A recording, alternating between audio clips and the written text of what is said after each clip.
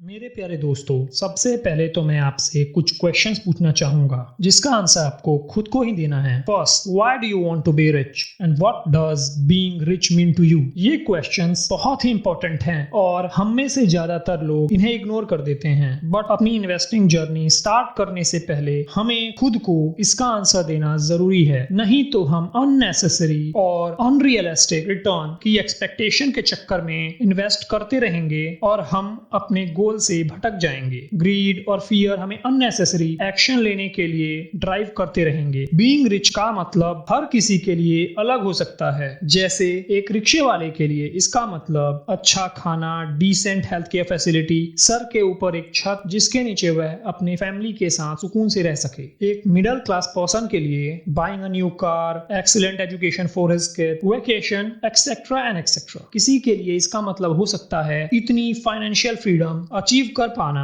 कि वह वो जॉब कर पाए जो वो रियलिटी में करना चाहता है, लाइक फॉलोइंग हिज पैशन, चाहे उसके लिए उसे कितना ही कम पैसा क्यों ना मिले। क्या आपको ये कभी किसी ने कहा है, अरे यार अमीर बनना है तो इतना फालतू खर्चा मत करो, हर चीज में कॉस्ट कटिंग करो, घर मत खरीदो, कार मत खरीदो, वेकेशन पे मत जाओ, अरे यार ये शूज कितने महंगे हैं, ये मत खरीदो, कोई सस्ता वाला देख लो, इतने महंगे कपड़े ये कौन खरीदता है भाई। और फिर हम सोचते हैं कि रिच बनने का फायदा ही क्या जब हम अपने पसंद की चीजों पर ही स्पेंड नहीं कर सकते। इसीलिए आज हम I will teach you to be rich से लिए गए 5 पॉइंट्स के जरिए ये जानेंगे कि कैसे अपने पसंद की चीजों पर स्पेंडिंग करने के बाद भी हम फाइनेंशियल फ्रीडम अचीव कर सकते हैं और रिच बन सकते हैं। तो चलिए स्टार्ट करते हैं अपने फर्स्ट पॉइंट के साथ, स्टॉप डिबेटिंग माइन्यूट। क्या कभी वेट लॉस करने के लिए ऐसी एडवाइस सुनने मिली है, कार्बोहाइड्रेट्स अवॉइड करो, रात में सोने से पहले खाना मत खाओ क्योंकि इससे फैट इजीली बर्न नहीं होता, ज्यादातर प्रोटीन डाइट लो यार, इससे वेट लॉस क्विकली हो जाएगा। मैं ये नहीं कह रहा कि ये सब एडवाइजेस गलत हैं या सही हैं, मैं बस इतना कह रहा हूं कि पॉइंट क्या है यार, क्या ये एडवाइजेस आपके लिए रेलेवेंट हैं? शायद नहीं,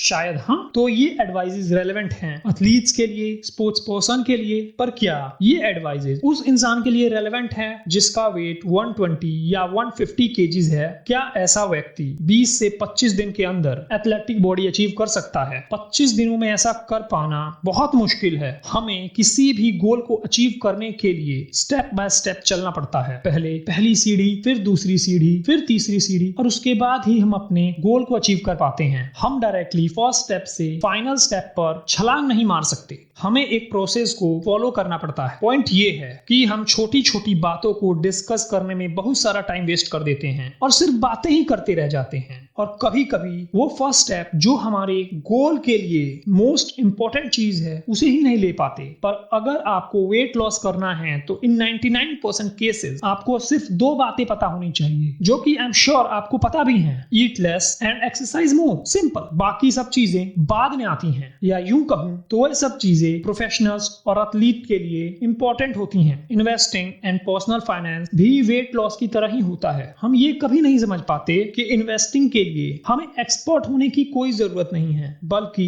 इन्वेस्टिंग के लिए और अपने पर्सनल फाइनेंस के लिए हमें सीखने की जरूरत है। ऑथर इस लर्निंग प्रोसेस के लिए 85% सॉल्यूशन देते हैं। ऑथर कहते हैं कि स्टार्ट करना इंपॉर्टेंट है, ना कि पहले ही एक्सपर्ट बन जाना। इन्वेस्टिंग ना स्टार्ट कर पाने से बेहतर है कि हम 85% राइट हों। 85% राइट होकर भी हम फाइनेंशियल फ्रीडम अचीव कर सकते हैं। Second point, conscious spending. जैसे कि हमने अपनी वीडियो की स्टार्टिंग में बात करी कि हमारे स्पेंडिंग को लेकर के लोग कैसे कैसे बातें करते हैं, तो क्या वह बातें सही हैं? क्या वो सब लोग सच बोल रहे हैं? चलिए जानते हैं। 2 फ्रेंड्स हैं, रमेश और सुरेश। रमेश को पेंटिंग का बहुत शौक है, वो कॉस्टली पेंटिंग खरीदता रहता है। सुरेश को एक बार रमेश अपने घर डिनर के लिए इनवाइट करता है। डिनर के बाद वह सुरेश को अपनी पेंटिंग का कलेक्शन दिखाता है और वह उसे हर एक पेंटिंग का एसेंस भी बताता है। वह सुरेश को बताता है कि उसने वह पार्टिकुलर पेंटिंग क्यों खरीदी है, उसमें उसे क्या दिख रहा है। सुरेश उससे बहुत ही इन्फ्लुएंस होता है और नेक्स्ट डे वह भी अपने घर एक पेंटिंग ले आता है। रमेश को दिखाते हुए कहता है, ये देखो रमेश, ये पेंटिंग मैंने कल 5 लाख रुपए की खरीदी है। इसके अलावा सुरेश को पेंटिंग के बारे में कुछ भी नॉलेज नहीं है। वह पेंटिंग रमेश से इन्फ्लुएंस होकर के ले आया है, इसलिए क्योंकि उसे रमेश को शो ऑफ करना है। हम भी अपने लाइफ में एक्सपेंडिचर को लेकर के सुरेश जैसे ही डिसीजंस लेते हैं, अपने फ्रेंड्स से इन्फ्लुएंस होकर के चीजें खरीदते रहते हैं जिनकी ना हमें कोई जरूरत है और ना ही जिनसे हमें कोई खुशी मिलती है, हमें तो सिर्फ शो ऑफ करने में मजा आता है। मैं बात कर रहा हूँ कॉन्शियस स्पेंडिंग की। कॉन्शियस स्पेंडिंग एक ऐसा मेथड है जिससे हम अपने एक्सपेंसेस को एक डायरेक्शन में डाइवर्ट कर सकते हैं। हम अपने उन एक्सपेंसेस को अवॉइड कर सकते हैं जो हम दूसरों से इन्फ्लुएंस होकर करते हैं। उन चीजों में कॉस्ट कटिंग कर सकते हैं जो हमें बिल्कुल पसंद नहीं है। इससे हम उन चीजों पर फोकस कर पाएंगे जिन चीजों को हम पसंद करते हैं और जिन चीजों को खरीदने पर हमें सेटिस्फेक्शन मिलती है। हो सकता है आप पेंटिंग पसंद करते हो, या मूवी देखना, बाहर रेस्टोरेंट में खाना खाना, आपको ट्रैवलिंग भी पसंद हो सकती है, या हो सकता है कि आपको बुक्स में इंटरेस्ट हो। इस पॉइंट का बेसिक सा मतलब है स्पेंड वेयर यू लाइक। उन चीजों पर ज्यादा स्पेंडिंग करने में कोई प्रॉब्लम नहीं है जिन्हें हम पसंद करते हैं, पर उसके लिए हमें उन चीजों पर कॉस्ट कटिंग करनी पड़ेगी जिन्हें हम पसंद नहीं करते और दूसरों से इन्फ्लुएंस होकर के बाय करते हैं। इसीलिए मैंने आपसे वीडियो की स्टार्टिंग में ही 2 क्वेश्चन पूछे थे। वह क्वेश्चन इसलिए इंपॉर्टेंट हैं क्योंकि उनसे हमें गोल सेट करने में मदद मिलेगी। क्योंकि सेविंग करना ही सिर्फ हमारा गोल नहीं है, हम किस चीज के लिए सेविंग कर रहे हैं वो हमारा गोल है। मंथ एंड पर हमें ये ट्रैक करना है कि हमने इस मंथ कितनी स्पेंडिंग करी। हमें इस ट्रैकिंग से ये पता चलेगा कि क्या वाकई में हम उन चीजों पर स्पेंडिंग कर रहे हैं जिन चीजों को हम पसंद करते हैं या नहीं। क्या कभी आपने सोचा है कि काश कोई ऐसी मशीन होती जो आपके सारे काम कर देती, जैसे आपके कपड़े वॉश कर देती, आपकी कार वॉश कर देती, यही नहीं आपके घर के सारे काम फटाफट से कर देती, और इस दौरान आप मस्त हाथ में पॉपकॉर्न लिए टीवी सीरीज एंजॉय कर रहे होते। आपके हाउस होल्ड वर्क्स में तो नहीं, पर इन्वेस्टिंग की दुनिया में ऐसा पॉसिबल है। ऑथर इसे ऑटोमेटिक इन्वेस्टिंग का नाम देते हैं, जो कि हमारा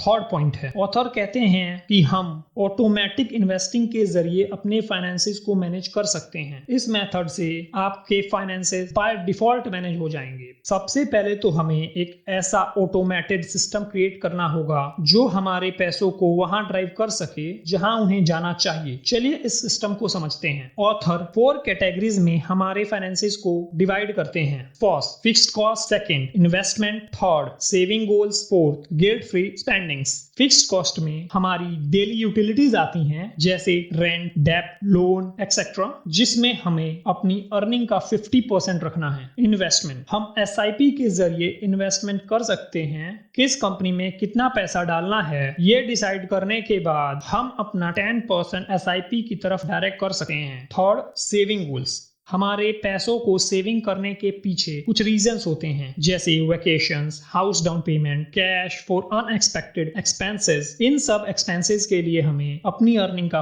5 to 10% डायरेक्ट करना है। गिल्ट फ्री स्पेंडिंग, जो चीजें हमें हैप्पीनेस प्रोवाइड करती हैं, उन एक्सपेंसेस के लिए 20 to 30% अपनी अर्निंग का हम डेडिकेट कर सकते हैं। मंथ के एंड में हमें अपने सिस्टम को और अपनी स्पेंडिंग्स को ट्रैक करते रहना है और अपनी जरूरत के हिसाब से इनमें कुछ चेंजेस भी कर सकते हैं। Fourth point, beware of financial experts. In 2001 Frederic Brochet ने एक रिसर्च कंडक्ट करी जिसमें उन्होंने 57 रिकॉग्नाइज्ड वाइन एक्सपर्ट को वाइन टेस्ट करने के लिए इनवाइट किया। उन्होंने red wine and white wine उन एक्सपर्ट्स को ऑफर करी। एक्सपर्ट्स ने वाइन्स को टेस्ट किया और उसके बाद रेड वाइन को intense, deep and spicy describe किया, जो रेड वाइन को डिस्क्राइब करने के लिए कॉमनली यूज होता है। एक्सपर्ट्स ने व्हाइट वाइन को लाइवली, फ्रेश और फ्लोरल बताया, पर उन एक्सपर्ट्स में से किसी को भी ये नहीं पता चला कि दोनों वाइन्स सेम हैं। इनफैक्ट दोनों व्हाइट वाइन्स हैं, सिर्फ फूड कलरिंग सब्सटेंस को यूज करके उसका कलर चेंज किया गया है। जरा सोचिए, 57 एक्सपर्ट जिन्होंने व्हाइट वाइन को रेड वाइन से कंफ्यूज कर लिया, तो फिर वो टीवी पे बैठे हुए सो कॉल्ड एक्सपर्ट्स जिनसे हम इतना प्रभावित होते हैं, इन एक्सपर्ट्स के बाय एंड सेल रिकमेंडेशन के चक्कर में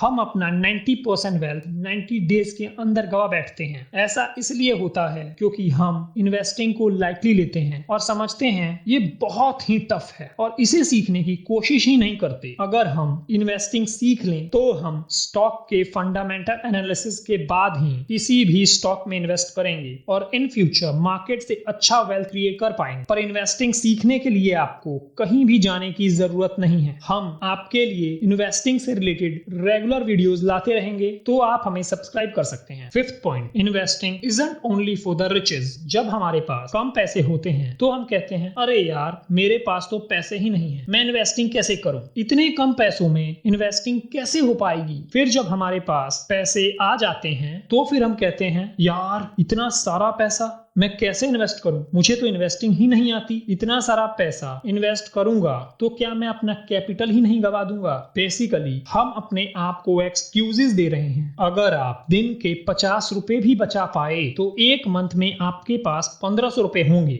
ऑफ कोर्स मैं एग्री करता हूं 1500 रुपए बहुत ज्यादा नहीं है, पर आप इन 1500 रुपए से भी अपनी इन्वेस्टिंग जर्नी स्टार्ट कर सकते हैं। या मैं ये कहूं कि आप इनसे टॉप 50 कंपनीज में इन्वेस्ट कर सकते हैं। Yes, you heard that right. It is possible. अगर हम निफ्टी 50 के ETF में इन्वेस्ट करें जिसका प्राइस 200 से 250 के बीच चल रहा है तो हम निफ्टी के टॉप 50 कंपनीज में इन्वेस्ट कर पाएंगे। मैं इस बात पर भी एग्री करता हूं कि ETF में इन्वेस्ट करने से हम ज्यादा रिटर्न नहीं कमा पाएंगे, पर फिर भी हम 12 से 13% रिटर्न बड़े आराम से अचीव कर सकते हैं। आप इन 1500 या 2000 रुपए को कम मत समझना। हम 2000 की SIP के बाद भी कैसे करोड़पति बन सकते हैं इस पर भी मैं एक वीडियो बना चुका हूं। अगर आपको यकीन नहीं आता तो आप इस वीडियो को देख सकते हैं, लिंक आपको डिस्क्रिप्शन में मिल जाएगा। हमें लगता है कि इन्वेस्टिंग सिर्फ स्टॉक पिकिंग ही है और हमें यह भी लगता है कि हम कुछ स्टॉक्स पिक करके रिच बन जाएंगे, पर ऐसा नहीं होता। प्रॉब्लम यह है कि ऐसे स्टॉक पिक करना जो हमें 100% रिच बना सके इम्पॉसिबल है। हम कभी भी एक या दो स्टॉक के ऊपर गैम्बलिंग नहीं कर सकते। हमें मार्केट को बीट करने के लिए एक अच्छा पोर्टफोलियो बनाना पड़ेगा जिसमें कुछ ऐसे स्टॉक्स रखने पड़ेंगे जो मार्केट को बीट कर पाएं। व्हाट इफ इतना अच्छा पोर्टफोलियो बनाने के बाद भी हमारे कुछ स्टॉक्स फिसड्डी निकल जाएं तो हम क्या करेंगे। डोंट वरी, इसका आंसर है एसेट एलोकेशन। हमें अपने पैसों को अपनी डिफरेंट इन्वेस्टमेंट में डिवाइड करना है। हमें स्टॉक्स में, बॉन्ड्स में, एफडीज में अपना पैसा डाइवर्सिफाई करना है। इवन विद इन स्टॉक्स हमें अपने कैपिटल को large cap, mid cap, small cap companies में डिवाइड करना है। हमें सेक्टर्स के अंदर भी डाइवर्सिफाई करना है। हम जानते हैं कि बॉन्ड्स और एफडीज हमें हाई रिटर्न प्रोवाइड नहीं कर सकती, पर दोनों ही कम रिस्की हैं और स्टॉक के कंपैरिजन में कम वोलेटाइल हैं। इन दोनों का ही उद्देश्य रिटर्न्स कमाना नहीं होता। इन 5 रूल्स को फॉलो करें और अपनी इन्वेस्टिंग जर्नी में इसे अपनाएं तो हम अपने फाइनेंसेस को खुद ब खुद मैनेज कर पाएंगे और फाइनेंशियल फ्रीडम अचीव कर लेंगे। दोस्तों, अगर आपको इस वीडियो से कोई भी वैल्यू मिली हो तो आप हमारे चैनल को अभी सब्सक्राइब करें, इस वीडियो को लाइक करें ताकि हम रेगुलर बेस्ट कंटेंट आपके लिए लाते रहें। वीडियो देखने के लिए आपका बहुत बहुत धन्यवाद। फिर मिलते हैं नेक्स्ट वीडियो में।